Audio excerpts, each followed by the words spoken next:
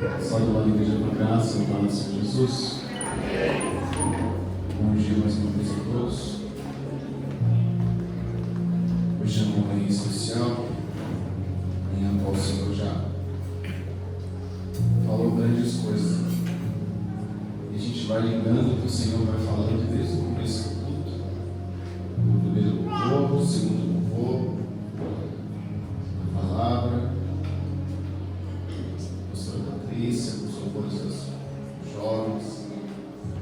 O Senhor tem sido majestoso em conectar essa manhã. Amém? Você está feliz porque está aqui nessa manhã com Deus? Glória a Deus! Quero ser breve, ainda sobre os seus pés. Gostaria de pedir para os irmãos prestarem um pouco mais atenção. Amém? Hoje está difícil ministrar. Hoje é um daqueles dias que o Senhor Jesus ele vem com seu amor constante no nosso coração. Tem sido muito bom, irmãos. A gente se alegra cada vez mais com o nosso coração e sente a presença do Senhor Jesus. Livro de Coríntios, 1 Coríntios, capítulo 1, versículo 18. 1 Coríntios, capítulo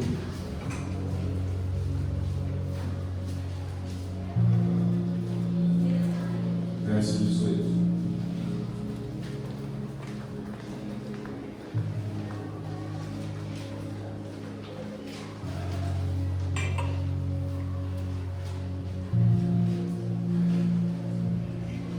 Glória a Deus.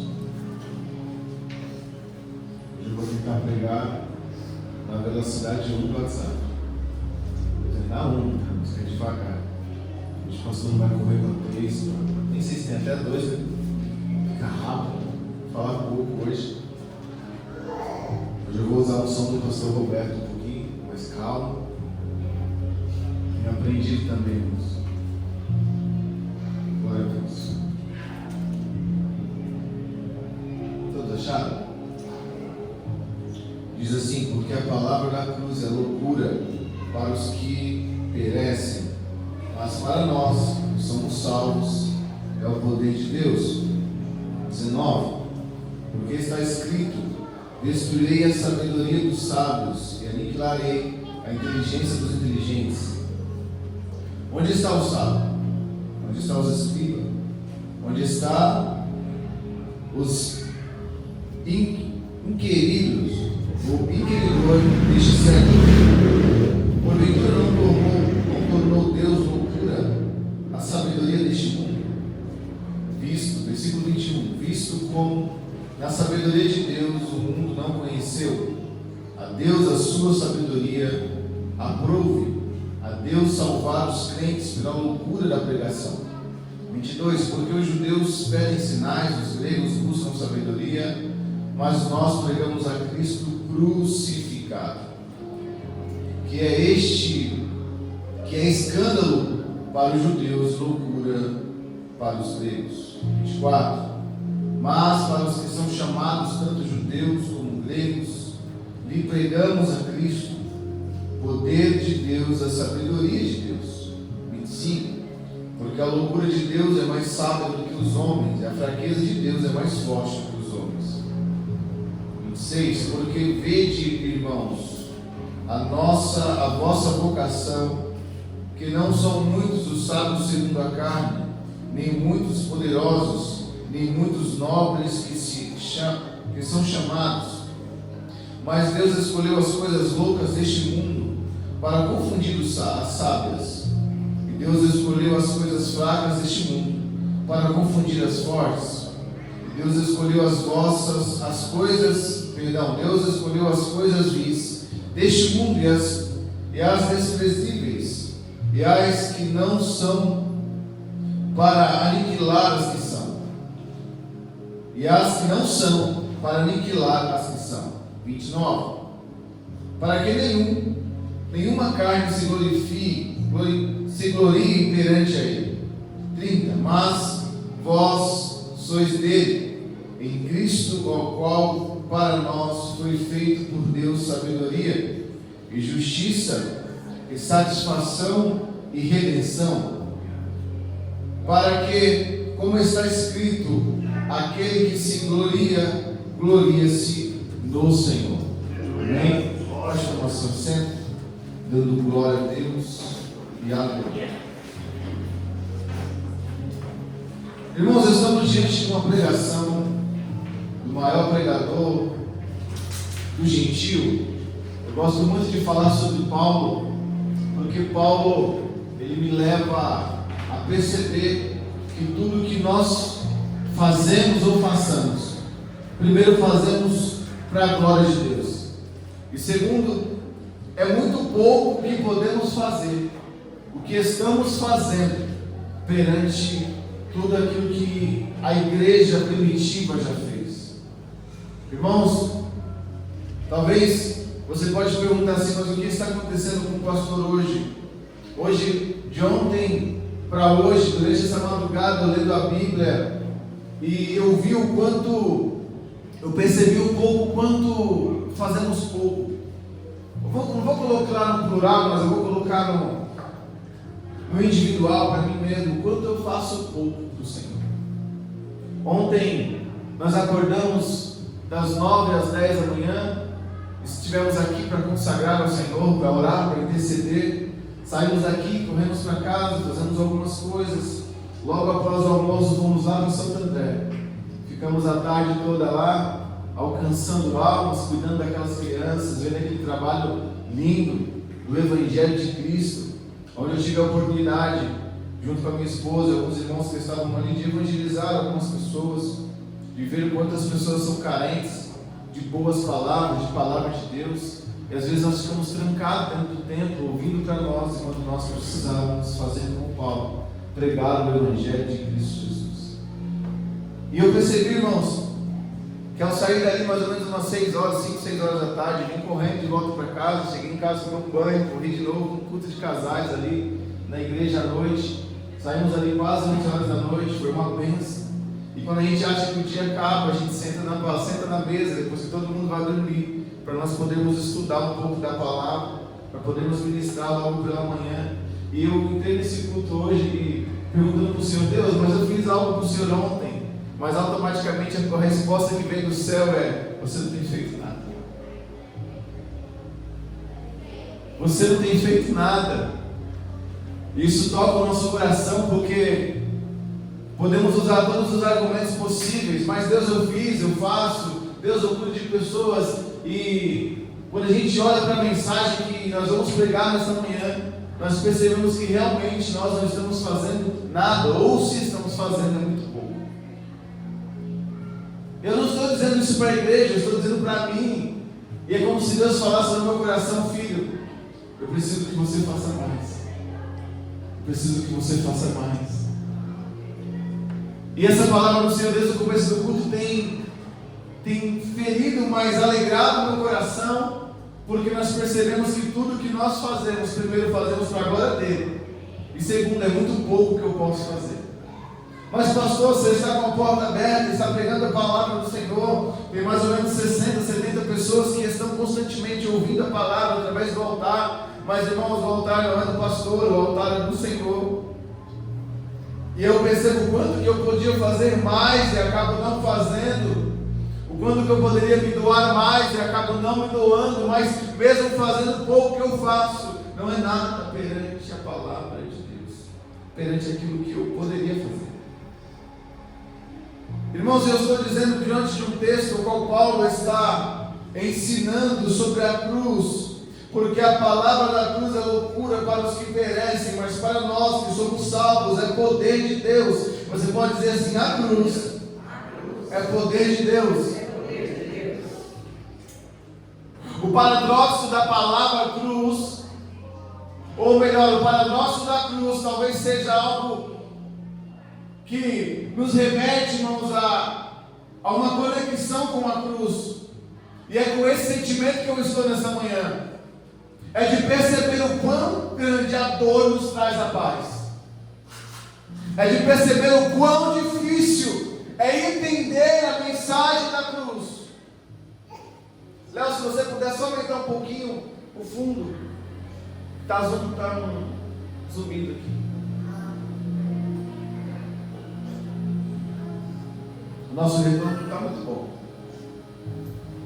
Nós vamos perceber, irmãos, que o paradóxo, pastor, o que é paradóxo? Paradóxo é nada mais do que uma figura de linguagem que fala de coisas que não são para se tornarem coisas que são.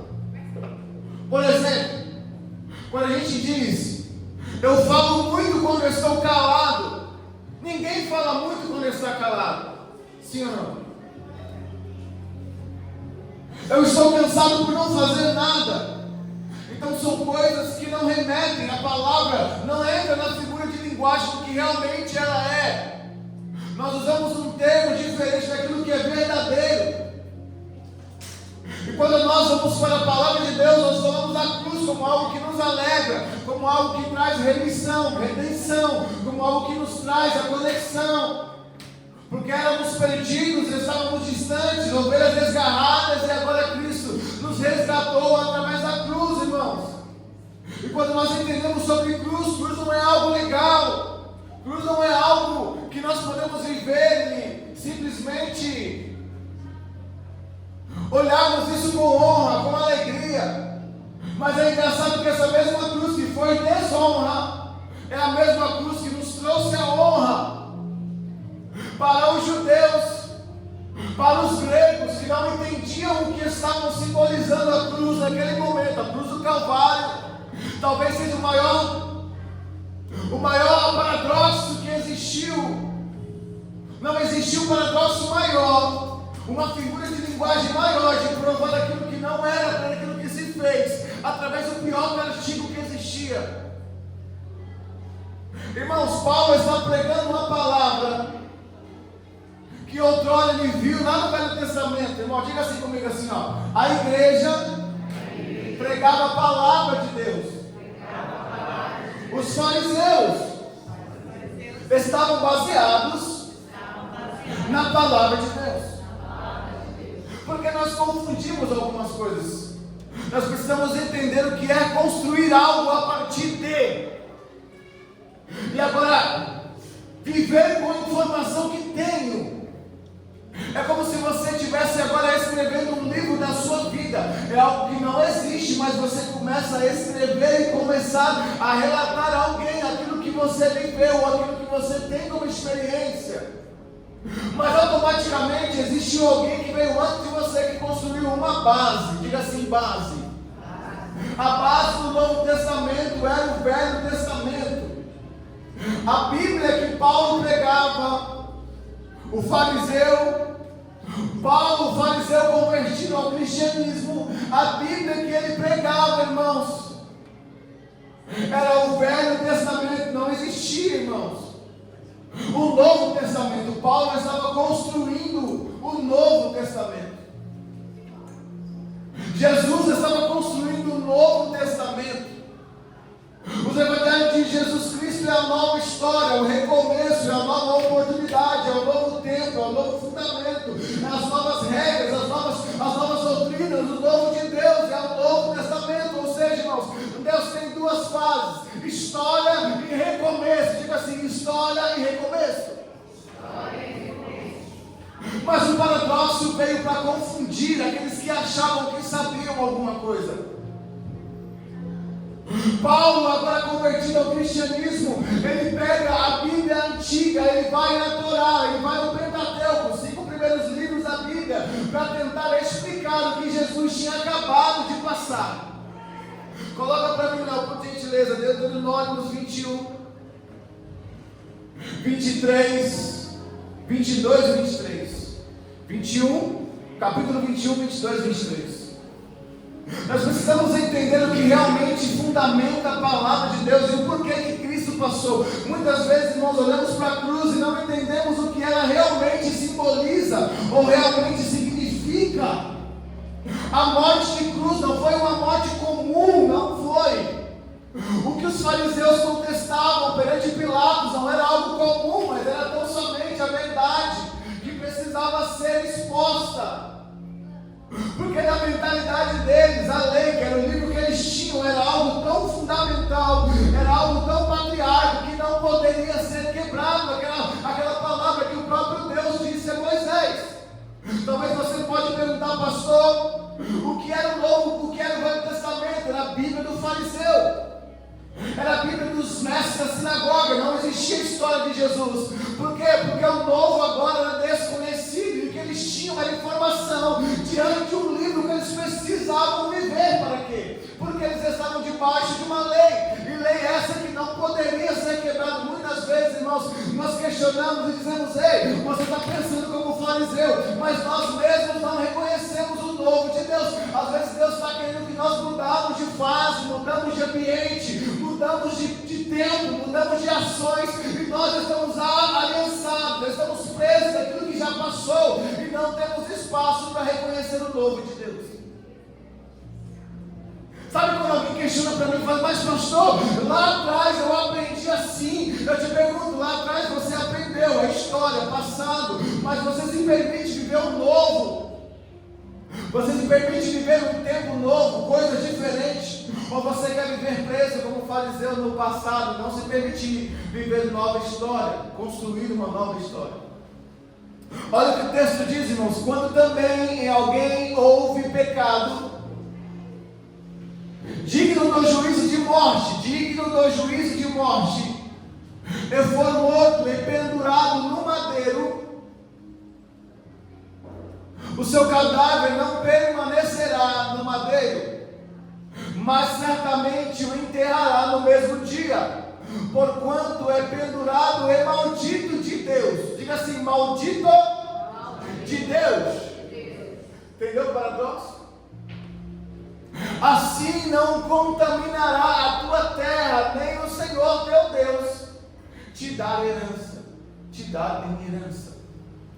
O texto, irmãos, que os homens estavam ali: solta Barrabás e prende a Jesus, era porque eles entenderam que pecar, roubar, enganar, que era o pecado de Barrabás, não era nada mediante alguém que se levantava como aquele que poderia fazer algo extraordinário. Para eles era o confronto da palavra de Moisés, da lei de Moisés. O confronto, irmãos, era alguém dizer que era melhor, maior do que roubar, maior do que fazer coisas difíceis, como aquele homem que estava julgando com Jesus, Pilatos. Barrabás, eu ia falar Pilatos. O pecado, irmãos, ele conseguiu aqui ser maior do que aquele que estava perante eles.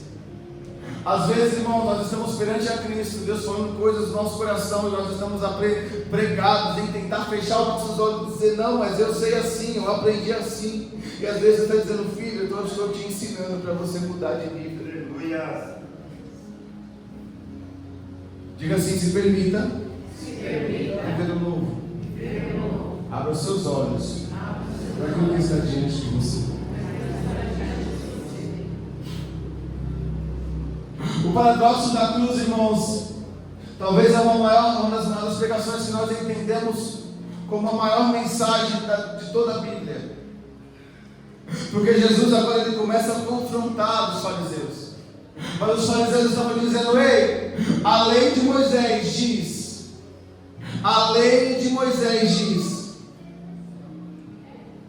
que este é digno da pior morte, da maldição de Deus. E é por isso que Jesus escolheu a cruz para morrer, porque não existia uma forma melhor de quebrar a maldição, sendo a própria maldição. Não existia, pastor Roberto, forma melhor de mostrar que ele era aquele que sabia de todas as coisas, e por saber de todas as coisas, confundia os sábios com a loucura de Deus. A sabedoria, irmãos, o conhecimento, a inteligência é do homem, mas o conhecimento pleno é de Deus. A maior fraqueza de Deus é o maior poder. Melhor, o maior poder do homem é a fraqueza de Deus. Pastor, o que você quer dizer com isso? É quando o homem se achar que é alguma coisa, ele entende que perante Deus ele não é. É um homem que, quando entende que ele sabe alguma coisa, ele vai se esvaziar todo o seu conhecimento, toda a sabedoria, só vai entender que o seu maior conhecimento é conhecer a Deus e não questioná-lo. Por quê? Porque toda a sabedoria está diante de Deus. Muitas vezes se pegamos questionando, quando na verdade deveríamos simplesmente obedecer. Na verdade deveríamos simplesmente abrir nossos ouvidos para entender qual é a mensagem que Cristo está passando. E os fariseus, irmãos, eles se prenderam nessa mensagem, porque para eles a lei de Moisés era tão sagrada que eles não se permitiam a entender quem era Jesus. Diferente de Nicodemos, diferente do que Jesus falou a Pedro: ei, o que estão dizendo sobre mim? O Senhor, alguns dizem que o Senhor é profeta, outros dizem que o Senhor é o filho de o Messias, mas quem eu sou para você, Pedro? Para mim o Senhor é o Filho de Deus.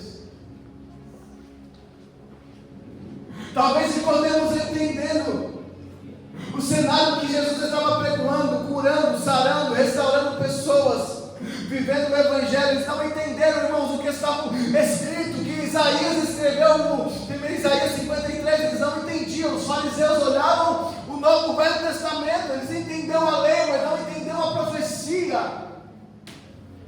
Diga assim: entenderam a lei, mas não entenderam a missão do profeta.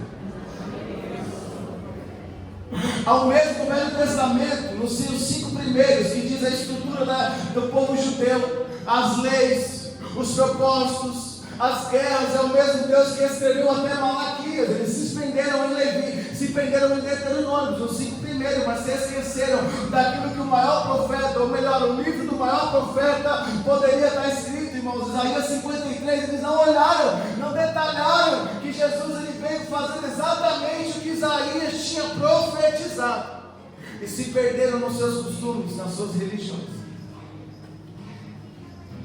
Isaías 53 vai falar, irmão, sobre o verdadeiro Cristo, aquele que ia sofrer para nos dar a paz, aquele que ia sofrer para nos construir uma nova história. E eles viveram dentro desses momentos, por não conhecer o verdadeiro propósito da cruz do Calvário. E eu te pergunto: você entende o verdadeiro propósito da cruz? Você entende o verdadeiro propósito da cruz? Eu quero que você faça um ponto de interrogação aí sobre o seu coração, e se você está realmente entendendo o paradoxo da cruz, o castigo que nos trouxe a paz, a verdadeira missão de Cristo, o nosso Senhor Remidor. Nós entendemos verdadeiramente o que é ser cristão, porque Paulo, irmãos, melhor, Saulo, ele conhece a Cristo seguindo as leis e perseguindo aqueles que vão de encontro àquilo que ele aprendeu na Torá, no Velho Testamento. Mas a partir do momento que ele está sensível a perceber que ele está buscando, procurando, perseguindo quem realmente é o propósito de libertação, de restituição, ele muda as suas ações, ele muda o seu destino, ele muda o seu propósito. Você pode dizer assim com alguém que está pertinho de você, fala assim: quando você encontra Cristo, precisa mudar algo em você.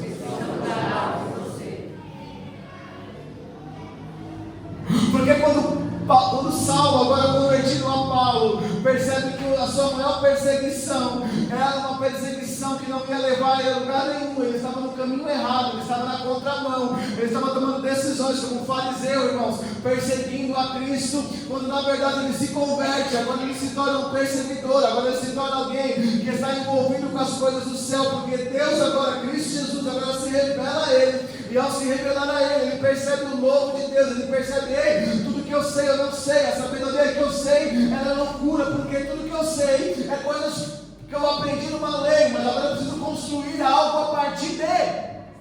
Ficou difícil? Eu falei que era uma velocidade 1. Nós precisamos entender, meus queridos, que às vezes Deus vai fazer coisas que nós não esperamos, mas Ele vai fazer. Às vezes Deus vai nos provar em cenários difíceis, mas Ele vai fazer. Às vezes você está se questionando: Deus, como é que o Senhor se revela a mim dessa pior forma? É porque é a forma que você vai perceber que é Ele que está contigo.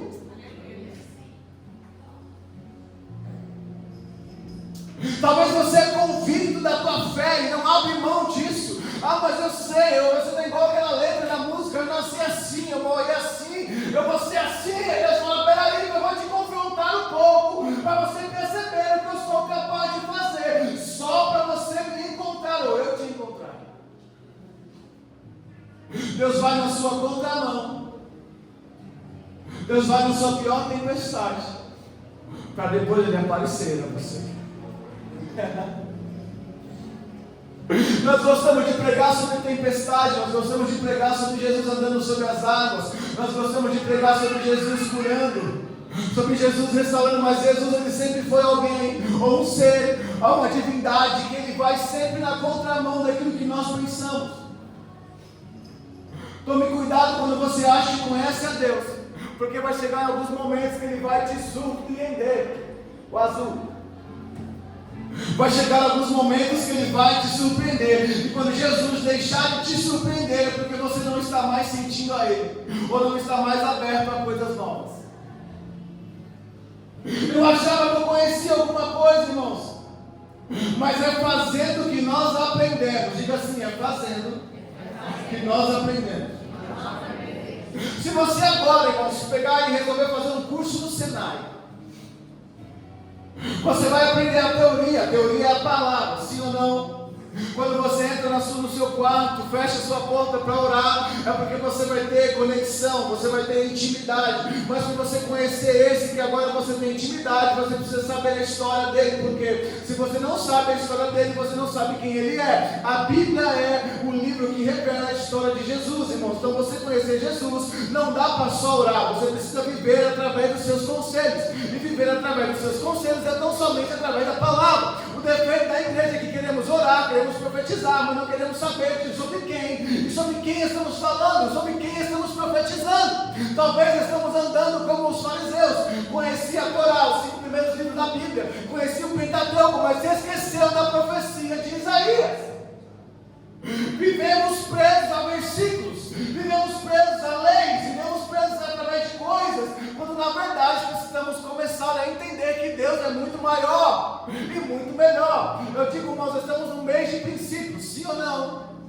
E no mês de princípio nós vamos entender que não dá para viver propósitos sem viver princípios. E para entender o que é princípio, precisamos buscar esses princípios dentro da palavra de Deus. Pastor, o que é princípio? Princípio é tudo que Deus falou: faça, vai, rompa, seja assim, alcance, se movimente. Princípio é cumprir algo que Deus colocou como obediência. Não dá para viver propósitos quebrando princípios. Mas, pastor, como é que eu sei o que é princípio? Lendo a palavra de Deus. Diga assim: para conhecer Jesus, eu preciso ler sobre a tua história. Para ter intimidade com Jesus, eu preciso buscar a sua face em oração. É por isso que as igrejas se confundem e se perdem, porque elas se enchem do Espírito Santo, elas se enchem do poder de Deus, e agora ela começa, e agora ela vai, e agora ela profetiza, e agora ela pula, ela salteia, ela vai, ela é cheia do poder de Deus. Aí você diz: irmão, mas você conhece Jesus? Ela acabou o culto, ela está pecando tudo de novo, porque foi momentos, não tem estrutura. É por isso que tem muitas igrejas cheias de pessoas revelando, colocando o dedo na cara do outro. Eu amo isso também. Eu também sou do mando, eu também sou do fogo, eu também sou do Pentecostes. Mas, irmãos, eu estou cansado de ver pessoas cheias do Espírito Santo só no culto. Quando acaba, ele está vazio, porque não tem fundamento, não tem princípios. É por isso que nós estamos diante de escândalos espirituais da congregação, de homens que profetizam, de homens que falam, de homens que são abraçados e acalentados pela igreja, voltam a ser tomados como semideus, quando na verdade você vai perceber que a vida dele é uma destruição. Ele não tem princípios. Ele prega a palavra de Deus quando ele desce do culto, desce do altar, ele está pecando. Mas pastor, todos nós pecamos, irmãos. Mas o preço de conhecer e continuar pecando é muito maior. Deus necessita de conversão. Deus necessita de renúncia. Deus necessita de santificação. Talvez, irmãos, alguém aprende a ler bastante, conhece a palavra, mas também não pratica. Ah, pastor, mas eu oro, eu leio a palavra, mas eu não pratico. Então os seus fundamentos estão errados. Por isso que a palavra de Deus diz: crescer na graça e no... É enquanto eu estou conhecendo a Deus através da sua palavra, eu estou orando a Deus e tendo intimidade com Ele. Não dá para crescer no espírito e não crescer no conhecimento. Eu me perco porque aquilo que eu acho que eu conheço, eu não conheço. E aí eu me perco entre as minhas razões e as minhas emoções. Eu digo: mas Deus falou para mim fazer isso, meu irmão. Deus não mandou você fazer nada, é apenas você e você mesmo. É assim ou não é? Porque como é que Deus pega um pecador perdido? Agora ele fala assim: não, agora eu sou pastor. Coloca abre uma igreja e começa a pregar a palavra de Deus. Mas irmão, você conhece o texto? Não, irmão, Deus só falou que eu sou pastor, agora eu vou pregar. Pregar sobre o quê, irmão? E estão cheios de igrejas, cheias de pessoas que estão atrás da revelação do homem, não de Deus. Já ouviu falar sobre a revelação do Instagram? Já ouviu falar sobre a revelação do Facebook? Já ouviu falar sobre a revelação? E se esquece que a maior revelação é a palavra de Deus. Diga assim: tome cuidado. Qual é o seu alimento? O seu alimento não pode ser a revelação. O seu alimento tem que ser a palavra de Deus. Mas pastor, a revelação faz parte da palavra? Faz. Mas eu preciso buscar a palavra para depois encontrar a revelação. Tem pessoas que buscam a revelação e se descartam da palavra. Elas vivem sempre no mesmo ciclo, o ciclo vicioso. Tem sempre alguém, irmãos, procurando uma palavra. E aí, se você libera uma palavra, alguém vai entender: já vou correr. Alguém vai entender que aquilo é confortável para o seu coração. Mas o confronto que te faz ser alguém maior é melhor. Sabe por que estamos vivendo tempos de igrejas vazias e de igrejas cheias? Porque as pessoas querem ouvir palavras, não querem ser confrontadas. A partir do momento que você a confronta para que ela possa crescer, ela se distancia. Porque a zona de conforto é muito agradável. A zona de confronto traz crescimento, mas te tira da área de estabilidade. Falando sobre o Senai, que eu pulei essa parte, que eu vou voltar lá de novo. Quem já fez um curso aqui? Prático e teórico. Você já viu alguém, eu vou até mais além, você já viu alguém se transformar em médico? Ele vai passar pelo menos 2 a 4 anos estudando a teoria, para depois agora começar a pegar um cadáver, começar a pegar agora um ser humano, que agora já não vive, para começar a errar. Né? E depois que ele pega agora, ele vai estudar, ele vai perceber, vai conhecer seus órgãos, para ele pegar um bisturi, para ele cortar alguém que está vivo ou fazer uma cirurgia, ele precisa de prática, então ele vai praticar. Tem muita gente que conhece a teoria de Deus, a palavra de Deus, mas não tem a prática. Então, irmãos, é praticando que você exerce o seu chamado. Diga assim: é praticando eu exerço o meu chamado. Se Deus te chamou para ser um médico espiritual, irmãos, se você ainda está na teoria, então começa a se preparar, porque Ele está te ensinando para agora poder te usar. Quando você vai aprender, irmãos, no Senai, se não está no motor de uma moto, primeiro você precisa entender, aprender. Se você precisa agora viver algumas coisas, para que depois você possa pegar o motor de alguém, pegar uma moto de alguém, um carro de alguém, para poder assim fazer um serviço. Mas você precisa ter experiência, e Deus vai te ensinar durante o processo. A não ser que você seja engenheiro. Se eu pudesse classificar Paulo, eu classificava Paulo como engenheiro da Bíblia. Por quê? Porque um engenheiro, ele constrói a partir de alguma coisa. Ou seja, ele conjectura: eu vou fazer um microfone, mas eu preciso levar um som para as caixas de alto-falante. Então ele vai fazer a engenharia, a criação. Agora ele vai colocar essa criação que está no seu pensamento, com números, com formas, e agora ele vai começar a produzir isso.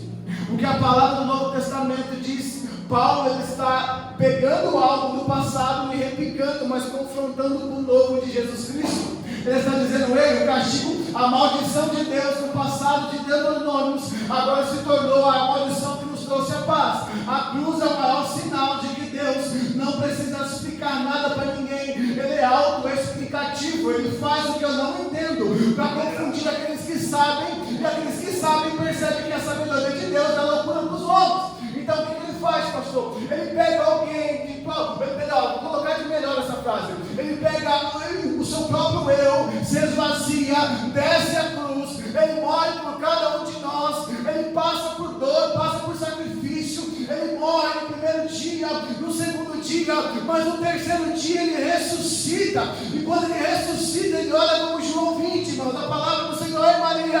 Porque você procura entre os mortos aquele que está vivo? Porque você procura no túmulo aquele que já ressuscitou? Eu sou a pedra, eu sou o fundamento, Maria. Eu sou aquele que faz abundantemente mais. Mas, Senhor, o que é a cruz? A cruz é um sinal para mostrar para você que eu sou o remidor. Paguei o preço por cada um de vocês, Maria. Cadê o teu pecado, Maria? Senhor, o meu pecado está comigo. Não, Maria, o seu pecado agora está em mim. Eu morri por causa de você. Diga assim: o meu pecado é por causa da cruz. E a cruz, irmãos, precisa repetir, mas a cruz é aquilo que me trouxe a redenção. E todas as vezes, eu vou terminar para nós entrarmos na ceia. Todas as vezes que nós olhamos para a palavra cruz, nós precisamos chorar mais.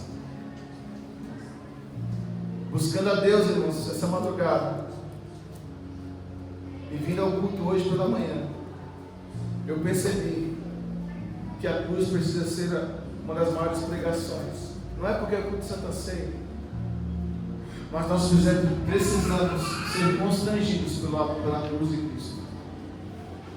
Porque lendo esse texto, eu percebi o quanto a cruz ela era significante, ela é significante, para que nós possamos ter o nosso coração entregue ao Senhor Jesus.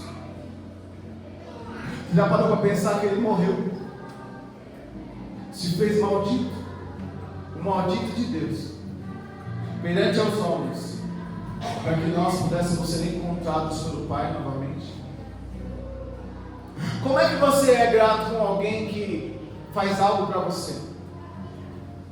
É muito bom, não é, irmãos? Quando a gente recebe algo de alguém.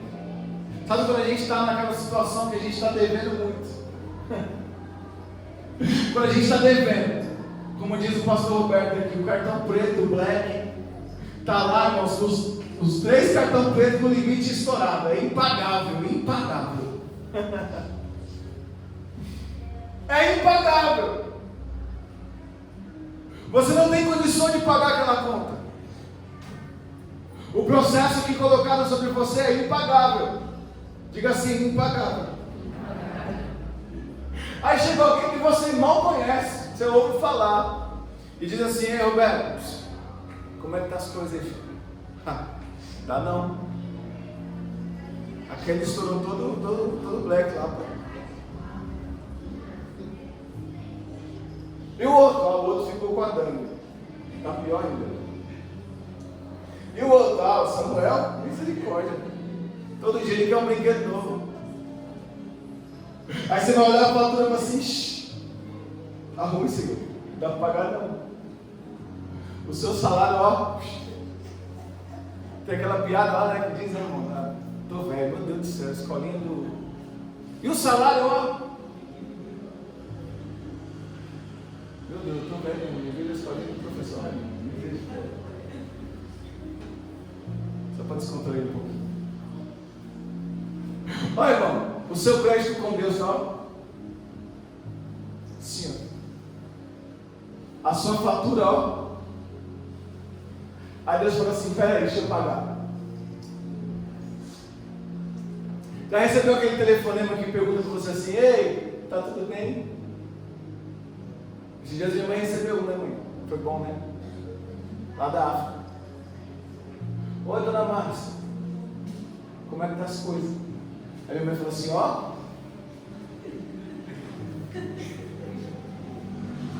É porque eu estava aqui e Jesus me incomodou, eu preciso mandar uma bênção para você. Ela disse, mas ué, eu nem falei com esse cidadão, como é que ele sabe? Como é que ele sabe que eu estou ruim? Está assim.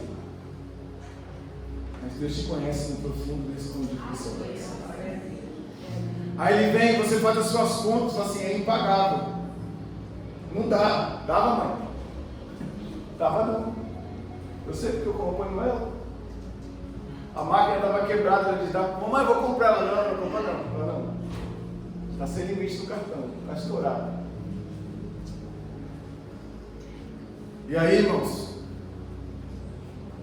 Jesus ele vem e fala assim, ó, o que você tem é insuficiente. Você está ruim. O pecado está predominando. Às vezes o meu pai até quer chegar até você, mas o pecado está predominando. Jesus, acho que Deus olhava para o seu alto sublime trono, olhava para a terra e dizia assim, eu até quero ter uma conexão de volta com o meu povo, com a minha criação, mas o pecado está predominando. Aí Jesus faz assim, fala assim, deixa eu ir lá, vamos voltar a ter conexão de novo. Aí o debate de Deus e o Pai, Deus e o Filho. Filho, Abraão não deu jeito, Moisés não deu jeito, José não deu jeito, Abraão, Isaac e Jacó não resolveu, Daniel com seus testemunhos não deu jeito, Isaías profetizou, não deu jeito, Jeremias falou, não deu jeito, tudo que a gente fez parece que foi simplesmente para o povo voltar para o pecado. E agora não tem mais quem enviar. Então envia a mim. Filho, está impagável. Então eu vou me esvaziar. Vou descer a cruz. E vou pagar o preço por ele. Você faz isso? Cordeiro de Deus, irmãos. Aquele que tirou o pecado do mundo. Ele pagou uma fatura que era impagável. Para quê, pastor? Para que hoje nós estejamos aqui nesta manhã em memória da cruz, celebrando a Ele. Por isso que eu digo que a Santa Ceia, irmãos, não é um culto fúnebre, mas é a celebração da morte de Cristo, até que Ele venha. O maior significado da Santa Ceia, irmãos, é a aliança que você fez com aquele que morreu por você. E você precisa ser grato todos os dias que você o adora em espírito e em verdade. Você precisa, por isso que eu digo que o crente tem que cear todo dia, irmão. Não é uma vez por ano, é todo dia. Mas pastor, não dá para cear todo dia, então nós ceamos todos os meses, para que você entre um ciclo, termine um ciclo, entre outro ciclo, lembrando que a cruz de Cristo é a remissão do meu e do seu pecado. É por isso que Ele é o castigo nos meus sapatos. É por isso que quando você pegar do pão, quando você pegar do cálice do Senhor, você vai entender que você faz isso em memória da morte de Cristo Jesus. O culto de Santa Ceia, irmãos, para muito é alegria, para mim é choro, porque o meu maior amor morreu por mim. O seu maior amor morreu por você. Imagina que a pessoa que você mais ama, se você fosse assaltado agora e alguém colocasse uma arma sobre o seu peito, ele entrasse na frente e diz, mata-me a mim, mas não mata ele. Você, como é que você se sentiria? Foi isso que Cristo fez, irmãos, por mim e por você. É por isso que eu estou desde ontem até agora perguntando para Deus, Deus, eu não mereço, porque eu não faço nada para o Senhor. O Senhor morreu na cruz por mim e eu não sou nem digno, Senhor. É por isso que nós precisamos entender a mensagem da cruz como algo que nos constrange todos os dias e percebemos que a cruz não é, irmãos, algo para nós celebrarmos com alegria, mas é algo para que nós podemos refletir e fazer memória da morte de Cristo e olharmos para Ele como Ele é, o nosso remidor. Você precisa se sentir constrangido quando você pega do pão. Você precisa se sentir constrangido quando você pega do cálice. Ou pelo menos grato e dizer, Senhor, eu não merecia, minha fatura era impagável. O pecado estava sobre a terra, não tinha mais conexão, o véu estava fechado, o tempo estava difícil, não tínhamos mais intimidade. Não tem mais, pastora, como fechar a porta do quarto e orar, porque não tem conexão, o pecado estava sobre a terra. Ninguém mais era digno de falar como o Senhor.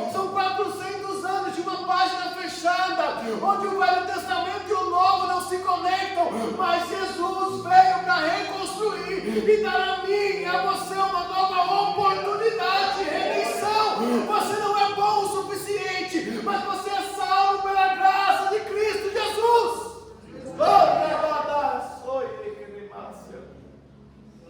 Você precisa se sentir constrangido por isso. Quando alguém diz que é bom, não me preocupe, porque você não é bom em nada. Você só é porque Ele é em você.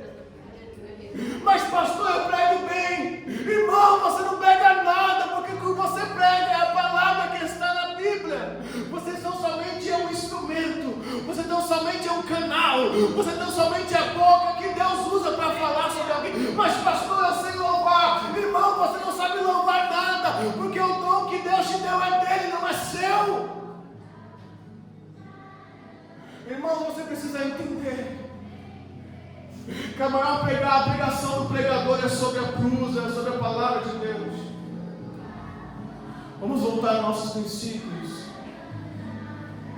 Você precisa entender que Cristo morreu para que você pudesse se reconciliar com Ele.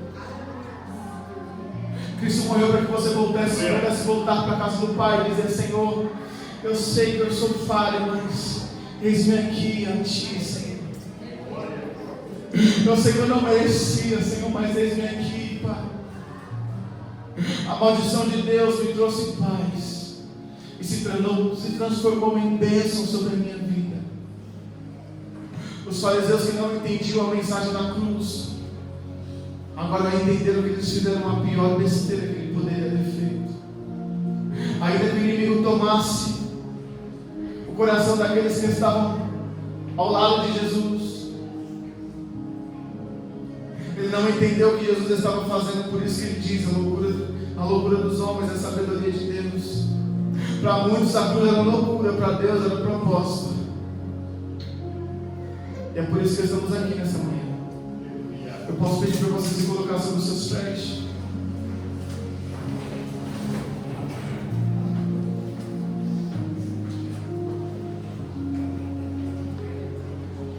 Eu quero pedir para você orar ao Senhor. Não é por ninguém, é por você. Que você possa ver o quanto você tem feito para o Senhor. E agora que você entendeu, assim como eu, que eu não faço nada. Se eu passar 24 horas orando ao Senhor, eu não faço nada. Se eu passar os meus 33 anos fazendo a boa vontade do Senhor, eu não faço nada. Porque tudo que Ele fez é muito maior do que eu possa fazer. Travasso. Eu quero que você entenda dentro do seu coração que você precisa viver o que Deus quer que você viva. E que o seu coração seja inundado pela gratidão, pelo amor do Senhor Jesus. É por isso que a graça é um favor imerecido. É por isso que somos alcançados pela misericórdia de Deus, porque nós somos indignos, mas dignos através da cruz de Cristo. Peça ao Senhor perdão pelo dia que você o negou, pelo dia que você não fez o que Ele queria que você fizesse. Peça perdão ao Senhor pelos dias das suas falhas, pelos dias das suas mazelas, dos seus pensamentos, das suas fraquezas. Peça perdão ao Senhor hoje amanhã de você olhar para a cruz. E é como se eu pudesse, assim como João, estar à cruz de Cristo, chorando aos pés de Cristo, dizendo: Ele não merecia. Ele não merecia, Senhor. O Senhor não merecia aquela cruz era para mim. Eu que sou indigno, eu que sou pecador, eu que sou falho, que por alguns momentos acho que sou alguma coisa, porque tenho braço, perna, porque acho que sei alguma coisa, conheço alguma coisa. Você não é ninguém, você não é nada, você só é algo por causa de Cristo Jesus.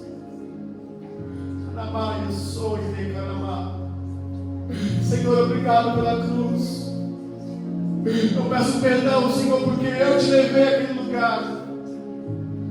Eu peço perdão, Senhor, porque eu te coloquei naquele lugar, Senhor. Muitas vezes nós olhamos por fariseus e falamos como podem eles fazerem isso, escolherem Barrabás. Mas muitas vezes que nós pecamos, nós estamos escolhendo Barrabás.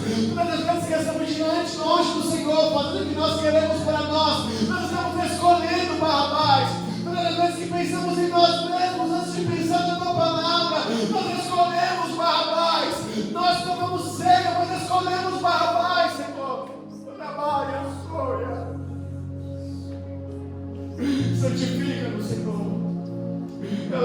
intimidade com os céus.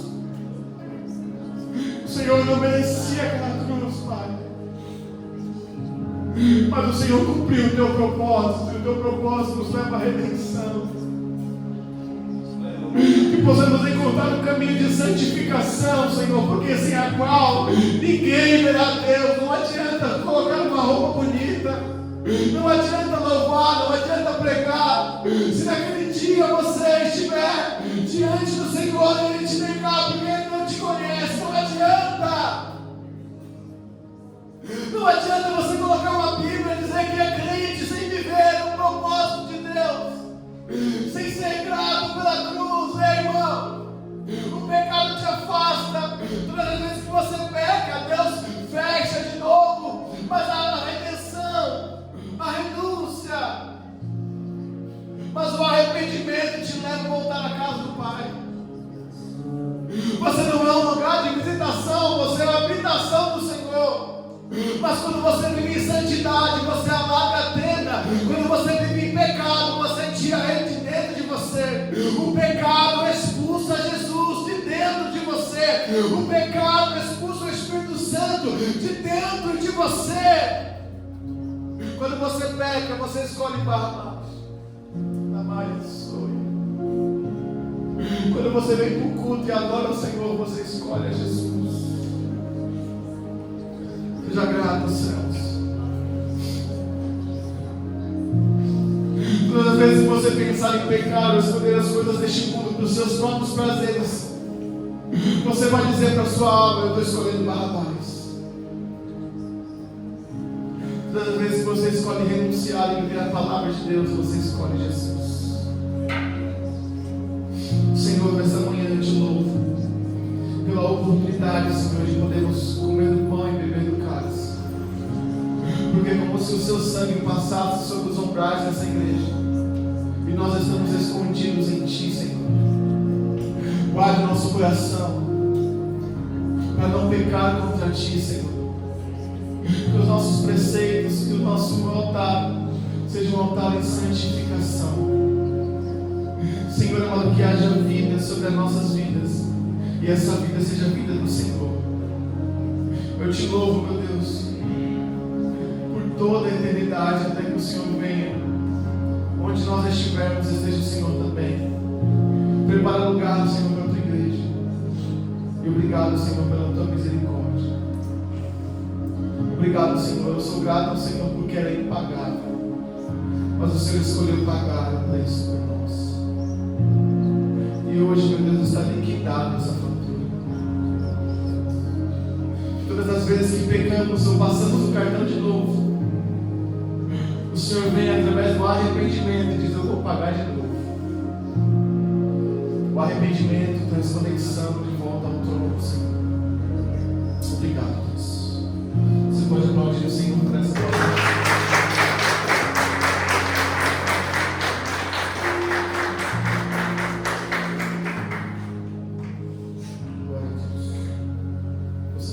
Escolhendo a Cristo. Você sai daqui escolhendo a palavra de Deus como propósito de cada.